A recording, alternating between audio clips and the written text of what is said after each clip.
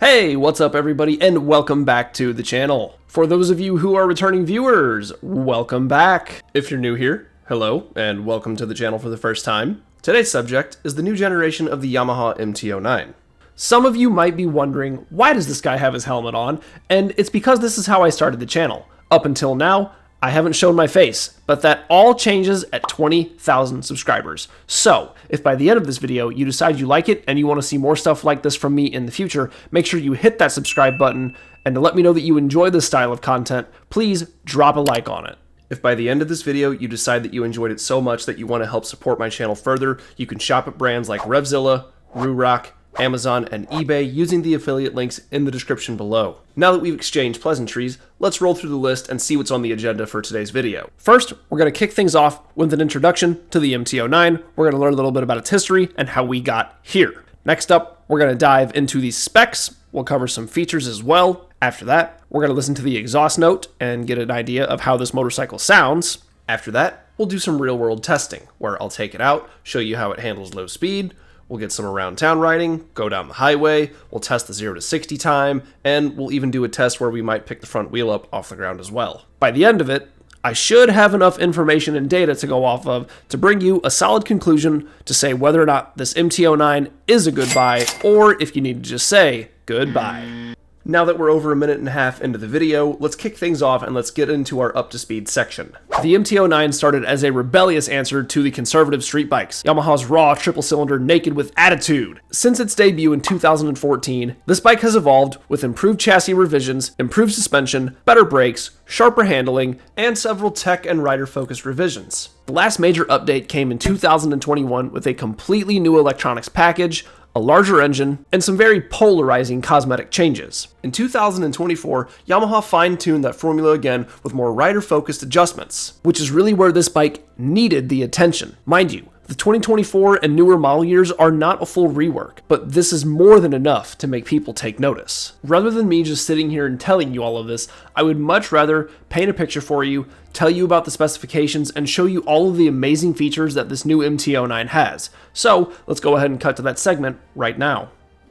Starting at the front of the machine, our front brake setup is a set of radially mounted 4-piston calipers that bite onto a set of dual 298mm discs. Stopping power is aided by the rear brake, which is just a singular 245mm disc pinched between a single piston caliper. Our front suspension is supplied by KYB, which is Yamaha's in-house brand choice. This fork is 41mm in diameter and is fully adjustable, so you can really fine-tune this machine for your ride that you're looking for.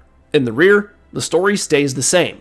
This is an adjustable KYB monoshock. And the really neat thing about this is that it actually has a little window that you can sneak into by removing the small plastic panel and making those changes that you want to make this bike fit for your ride. When it comes to keeping us glued to the road, the suspension is no compromise, and the brakes do an equally good job of slowing us down. So it's probably best that we talk about the engine next that those brakes and suspension need to help out with. Our engine is an 890cc, 3-cylinder, liquid-cooled dual overhead cam motor. It produces about 117 horsepower at 10,000 RPM, and it churns out 68.6 pound-foot of torque at just 7,000 RPM. This motor is combined with a 6-speed transmission using an assist and slipper clutch, along with an up and down quick shifter thanks to the ride-by-wire throttle system. On paper, this motor sounds incredibly good, but we should talk about what affects your time on the road, which are things like the tank capacity, the weight of the motorcycle, and the miles per gallon that you can achieve. To start things off, I measure in at approximately 6'1". My inseam comes in right around 32 inches. The seat height on the MT-09 comes in at 32.5 inches. So you'd think that I might seem a little bit short for this motorcycle based on my inseam, but once you get on and you squat the suspension down, I have no trouble flat-footing this motorcycle. And you can see the rider triangle, while yes, sporty, does allow me to stay perched upright in the saddle. It is worth noting, Yamaha used the same frame on this generation as the last generation. This time, however, they paired it with a revised handlebar and foot peg position for a slightly more aggressive riding posture.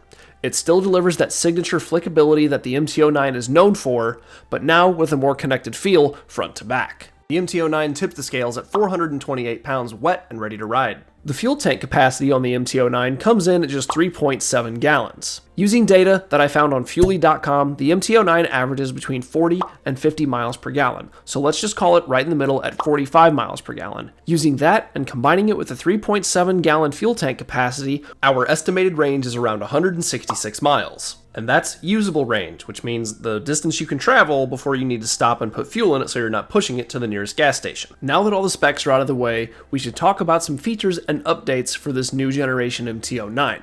Up at the front, we have an all-new LED headlight design. You can love it or hate it. I think it's better than last year's headlight, and it flows so much better. I think the third generation MT-09 design was a little bit too insect-like. This year seems to resemble more of like an Iron Man style, and with the revisions to the body lines they made, it all flows so much better than last generation. The control boxes found on either side of the handlebars are so much nicer. The user interface is easier to get along with, and it just makes you more prone to interact with the motorcycle and explore all of its amazing features. And this motorcycle has cruise control, which isn't necessarily exclusive to the MT-09. It was available on previous generation MT-09 SPs, but now it is standard equipment, even for the base bike. And all of those available functions on this bike are held in the 5-inch full-color TFT display. While the last display was also full-color TFT, this one is so much nicer. It has a ton of awesome built-in features like turn-by-turn navigation, Bluetooth connectivity, and a ton of settings that you can mess with within the display to fine-tune your ride. I love the touch on the acoustic amplifier grills as well. This is super important to make note of because this really creates a new bond between the rider and the motorcycle. So when these amplifier grills on top of the tank allow for the intake sound to be delivered straight into the rider's face, it definitely gives you an enhanced sensation that something more is happening between your legs. This is a minor feature, but I do want to mention the fact that the MT-09 does have self-canceling turn signals. It is pretty cool that they include it on a bike of this caliber at this price point. Yamaha's aim here was clean and super precise. Sharpen the MT-09's street performance without alienating riders who still use it for commuting, canyon runs, or the occasional weekend blast. Next up, we're going to get an exhaust sound clip for this motorcycle. Before we do that, I do have to make note that these videos are not possible without the help of Big St. Charles Motorsports. Because of that, I'd appreciate if you guys sat through this 1-minute long ad that I made for them using some AI generated music. If you'd rather not, that's fine. Skip to this timestamp on the screen right now. Out by St. Louis, on the edge of town, Big St. Charles Motorsports, where your machine is found. From Honda to Yamaha, we got it all. It's the Big St. Charles Motorsports Mega Mall. Family owned, crafted with pride. You find your dream on a powerful ride. Whether it's used or brand new, they got your back. You won't find a deal better than that. At Big St. Charles, they treat you right. 2,000 bikes ready, shining in the showroom light. Financing's easy, whether it's big or small. 636-946-6487. Give them a call. Big St. Charles, where the road begins. Hop on that saddle, rev up that V-twin. They got Kawasaki, Suzuki, and KTM too. Whether off-road. If you watched that, thank you so much. Again, that was AI generated. It's crazy times that we're living in. No more delays though, my friends. Here is what the Yamaha MT-09 sounds like.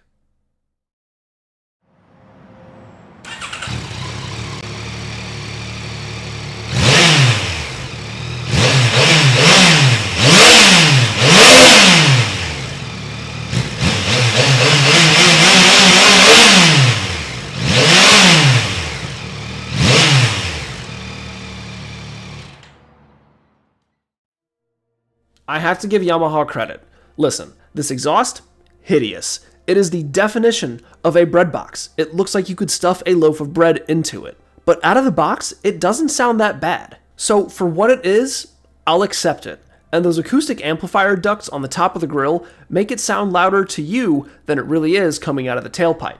But when I get to the test ride portion of this video, which is coming up in like 30 seconds, you'll get a full experience for how this thing sounds. It's super in your face. This bike is so much fun. I'm so excited that you guys get to see what this bike is capable of. So, without further ado, let's get to the test ride portion of this video.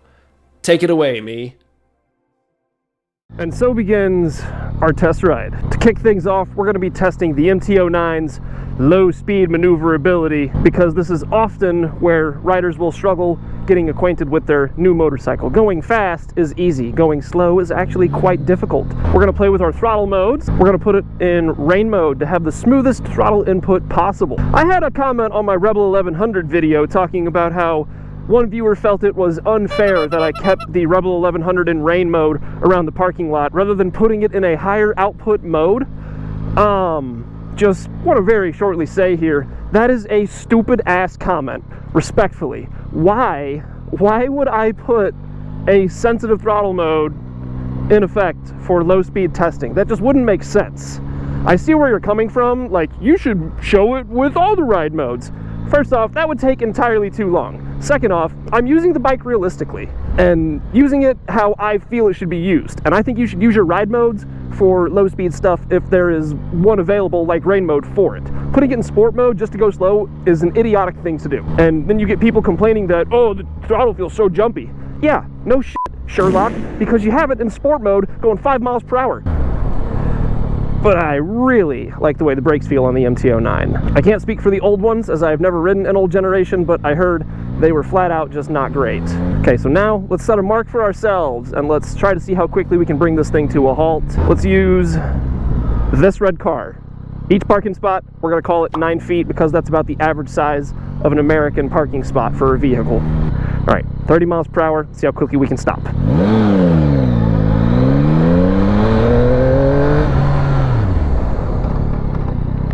1, 2, 3, 3.5 parking spots. It's pretty decent for a first attempt. Let's try it again. Here we go.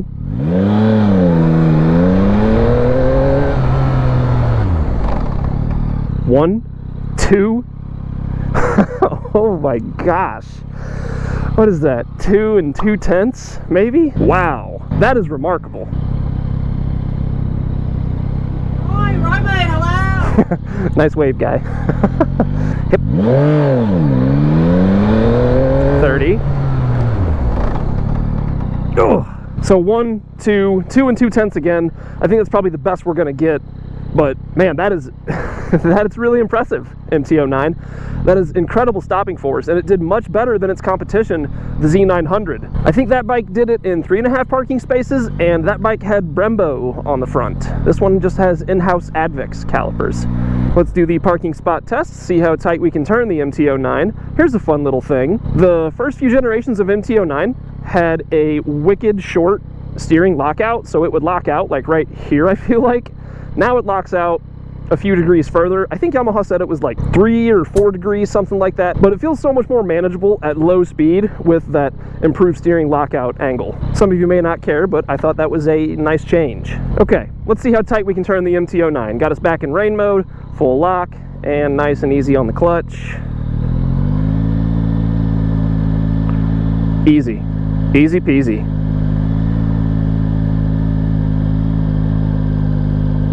Very consistent too on the throttle in rain mode. Yep, that's all day. Small circles, very maneuverable. This bike is very, very lightweight, makes it very approachable and easy to ride.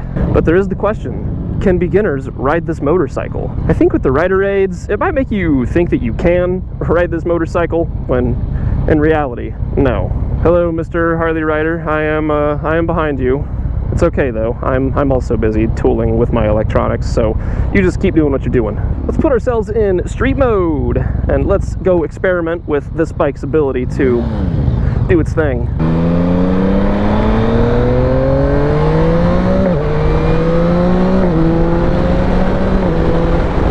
Beautiful 3-cylinder power, and it's in-your-face torque. That's what the MT-09 is all about. That's what the entire MT series is all about. Yamaha really might have the single best naked street lineup available on the market in all of motorcycling today. They feel so consistent when you're in the saddle of each one. The MT-10 is a little bit more big and honking than the MT-09 and MT-07, but that is a 4-cylinder, so it's going to be incredibly wide anyway.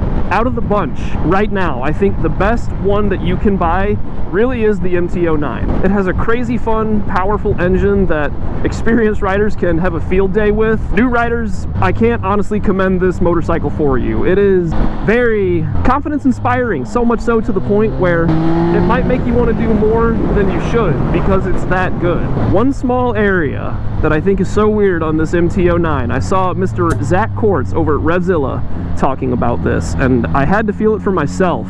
In second gear, there is a lackluster amount of power coming out of the engine, and what Mr. Kortz said was it was trying to meet emissions and noise compliance. Otherwise, it sounds like it would not have passed and we would not have gotten this super sweet updated machine. But it is such a noticeable lull going from first to second. It seriously feels like you're getting about 60% of what this bike is capable of for the first 2,000 to, I don't know, maybe 6,000 RPM. You can go wide open on it, it seems like, and nothing really happens. But if you did that in third, there is a noticeable surge of torque sent to your rear wheel. The rider triangle on the MT-09, as I scoot up into the seat a little bit here, this is an aggressive riding position for a naked bike. Let's be real, a super sport is the most aggressive riding position because it's designed to fly around a racetrack.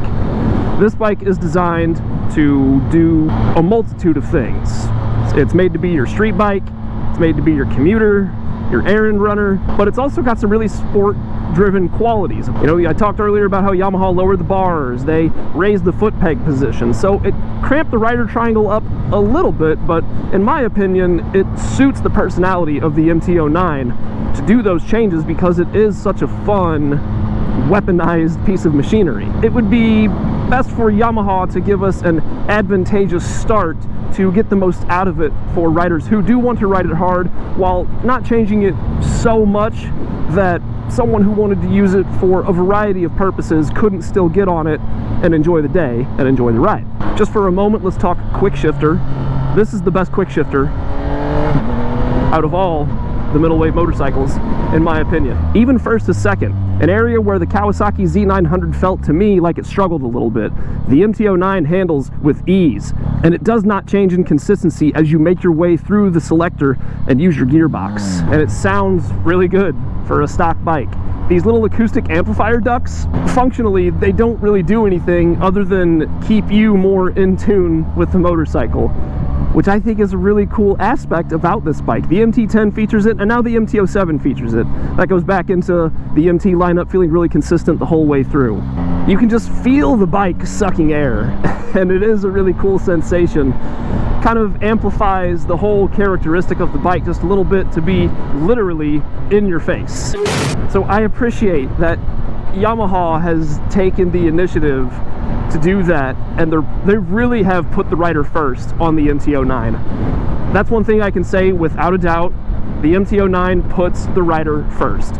When this bike first came to market, sure, Yamaha maybe just put a product out there that felt a little incomplete in regard to the chassis, suspension, and brakes. The motor was good, but there were improvements that needed to be made to enhance the rider experience. In 2021, they gave us the electronics to do that, and in 2024, now 2025, this bike kept the rider in mind and built upon an already existing incredible foundation. So I give Yamaha praise for that. Same goes for the MT-07. That bike got some much needed updates as well for 2025, so Yamaha wins again.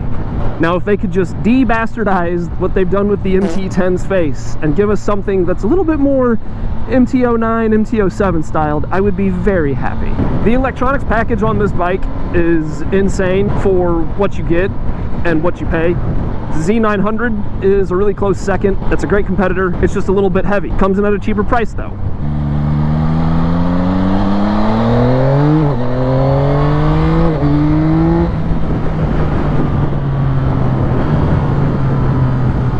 So there is some good competition out there, but I truly and firmly believe that the MT-09 is the king of this class. No doubt in my mind. Even if they're not the most cost effective, I don't think they need to be, because their price tag more than justifies everything that you get with this motorcycle. It is just flat out near perfection. I can't think of anything that I would change about it, truly. All right, up next, we're gonna get on the highway with this motorcycle. We've kind of seen some around town, more urban areas, and what that kind of riding looks like. It handles it really well, and it's so manageable. It's so lightweight, it's so manageable. Okay, so now we're in sport mode, getting on the interstate. Let's see how this thing can handle some highway travel.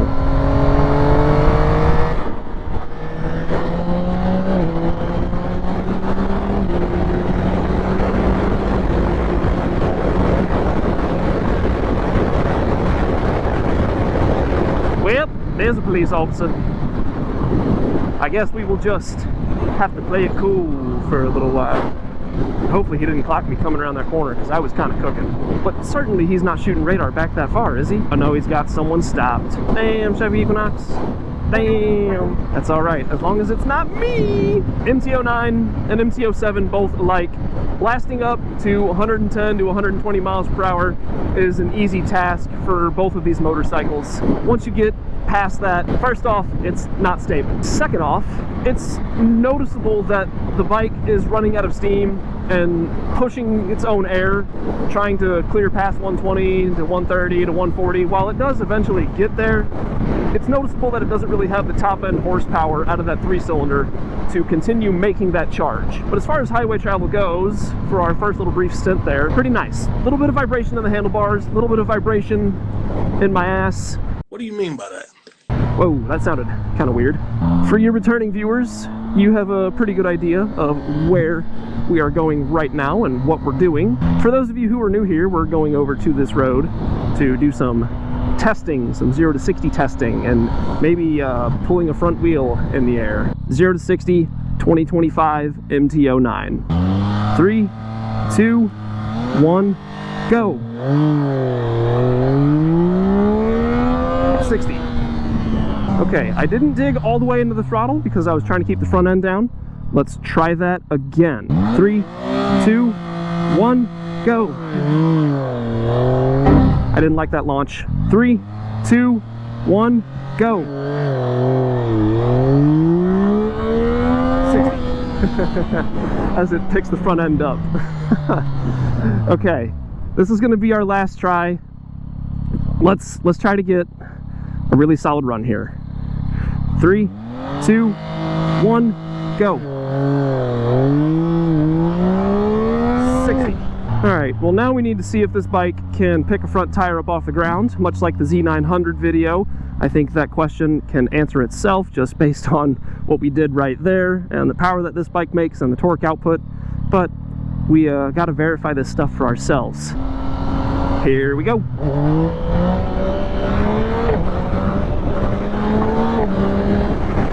Yes, of course, the MT-09 wheelies. Okay, and we've been enough of a nuisance today, so let's continue riding the bike as normal.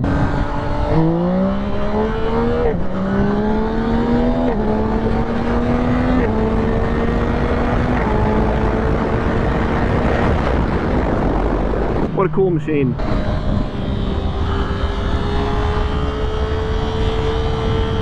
This bike holds the line very well. I'm sure if you gain too much speed, it becomes a little bit floaty. What up, Amazon?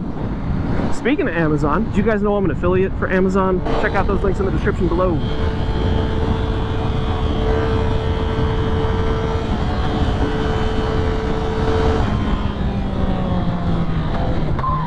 Woo! Okay, we can probably turn some of our rider aids back on.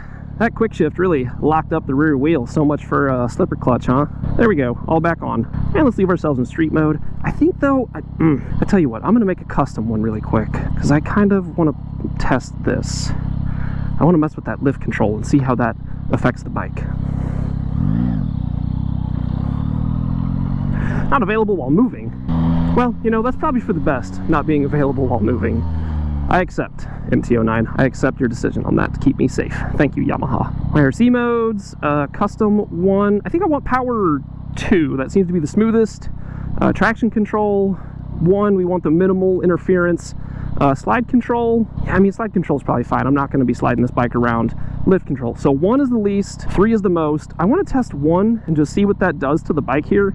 And then I'm going to come back and change that and see how it modifies, how it behaves and responds. Maybe in just a second, actually. There's a police officer behind me. So I'm going to wait for him to skedaddle on out of here. I see you back there, homeboy. I know you see me too. And you're probably waiting for me to act up. Not going to happen.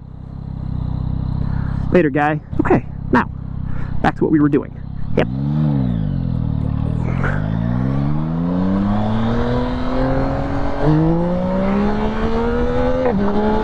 That's very interesting. Huh, hold on a minute.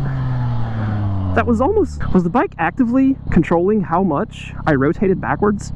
Is the inertial measuring unit that smart? It almost felt like the bike was controlling my lift, almost like it says. I'd be curious to know exactly how that works and what exactly it is changing. I know it shows you the visualization on your dash of what is supposedly happening, but I would be curious to know whether it actually will limit your pitch backwards. So now let's go here and let's go back down to custom 1 and let's change it to the most interference setting and see how it might change things. That's insane. Hold on. Wait a minute. So this bike really will, from what I've just gathered here, putting it in the interference mode 3, it limited how far my front tire came off the ground. Let's test it one more time. I'm going to swap back and forth here again.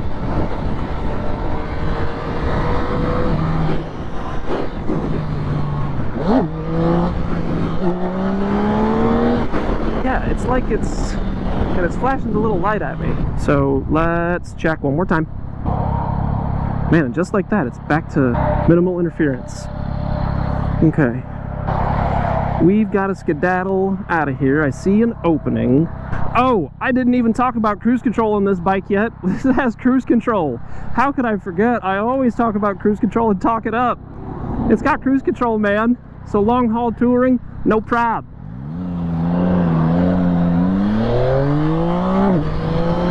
Okay, so let's test this little lift control setting.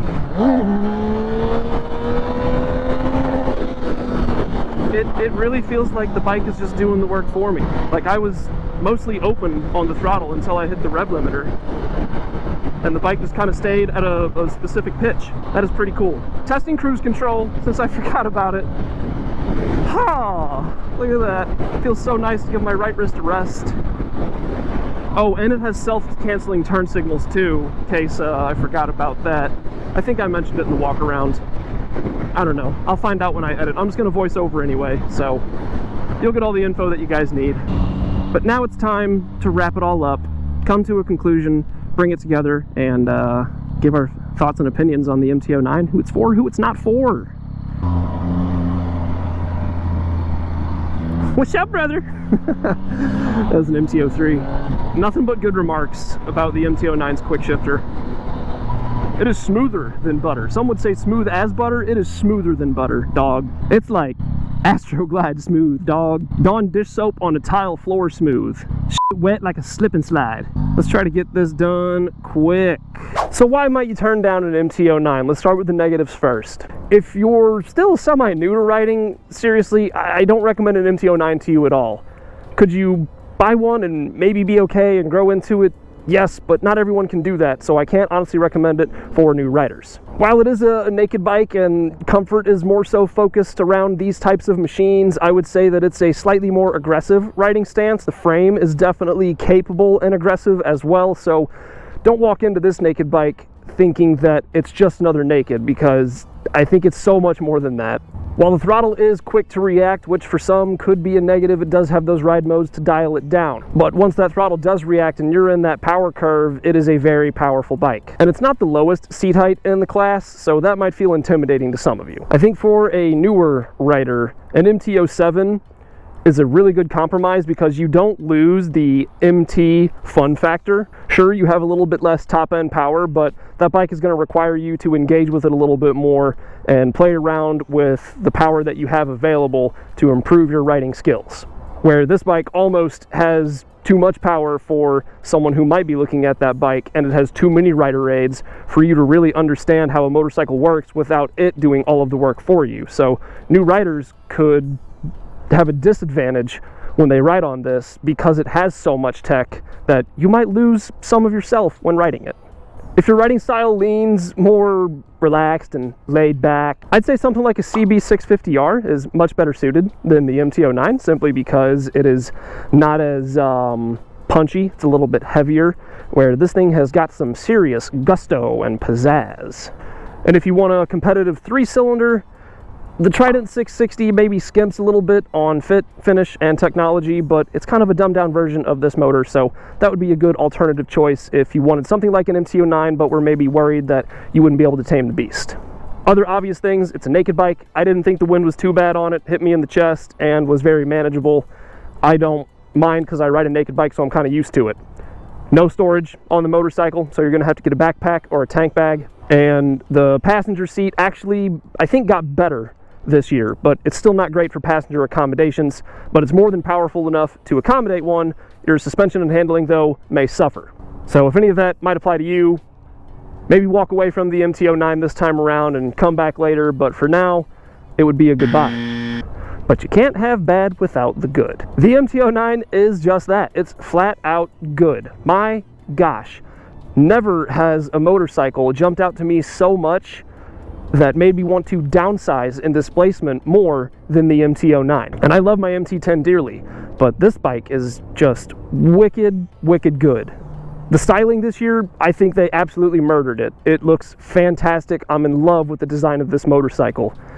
It's punchy, rowdy, razor sharp, and fun as all hell. And truly, it doesn't break the bank. The SP with the upgraded suspension, the fancy dancy paint scheme, sure, that bike is really cool, but the base package is more than ample for me, and I really enjoy it. And I think I speak for a lot of riders when I say that.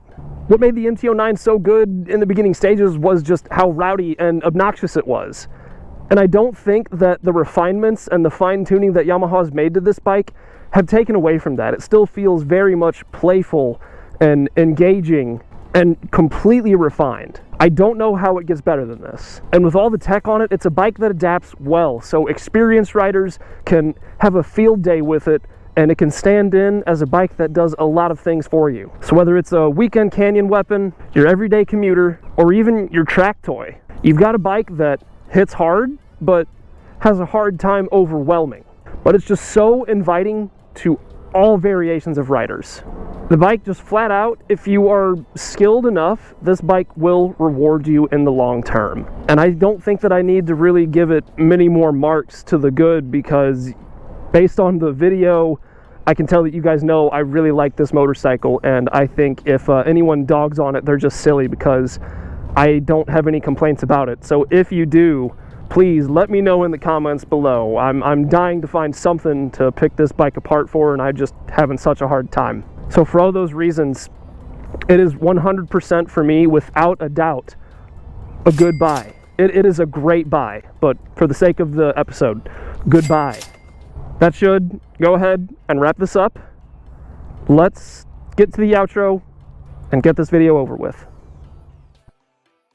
Hello there, and welcome to the end of the video. If you've made it this far, thank you so much for dedicating your time to watching my video. If you enjoyed what you just watched, make sure you let me know by leaving a like on it, and if you don't want to miss when I upload, hit that subscribe button as well. If you did subscribe, don't forget that at 20,000 subscribers, this helmet on my head comes off, and we get to do this face to face. And if you want to help support me further, make sure that you use those affiliate links down below to shop at brands like Revzilla, Rurock, Amazon, and eBay. That's all I have for today. I want to say once more, thank you very, very much for watching. I hope you have a wonderful day. Please ride safe.